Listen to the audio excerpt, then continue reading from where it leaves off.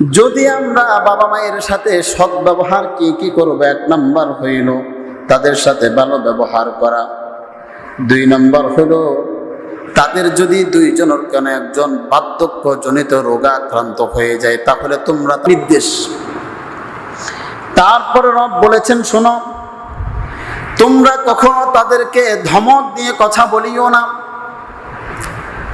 আজকাল আমার আপনার স্বভাব হলো, আমাকে যদি বাহিরের কারো সাথে কথা বলি মুখের মধ্যে হাসি থাকে, মা যদি বাবা যদি আমাকে ভালো কোনো কথা দিয়ে ডাকে, ওই সময় পর্যন্ত বাবা মায়ের সাথে সদ্ব্যবহার আমি আপনি করতে পারি না। কথা বলেন ঠিক কি না? ধমক দিয়ে দিয়ে কথা বলি, কি শুধু কে করে নাকি, মানে কথা বলে না। সন্তান যদি কোথাও যায়, কিছু সময় যদি সন্তান বাড়ির আশেপাশে না থাকে, মা বড় পেরেশান হয়ে যায়। সন্তান যদি বাড়ির বাহিরে থাকে, মায়ে ঘুমায় না, খাইতে পারে না।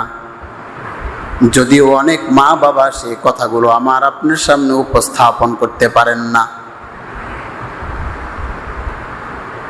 মা আর বাবা সেই কথাগুলো উপস্থাপন করতে পারেন না, কিন্তু যদি একবারের বেশি 2 বার ডাকে, আমি আপনি বরং রেগে যাই, তাদের সাথে খারাপ ব্যবহার করি। এরকম করেন কেন? অথচ বন্ধুগণ, একটা বার যদি মায়ের সেই ভাষাটা বোঝার আপনি চেষ্টা করতেন, তাকে যদি দেখতেন মা কেন আমাকে বারংবার এভাবে ডাকে, নিশ্চয় মায়ের মনের ভিতরে জ্বলে, বিধায় এই জন্য আমাকে এভাবে বারংবার ডাকে। সন্তান হাজারো ধমক দিল, মা কখনো কষ্ট পায় না।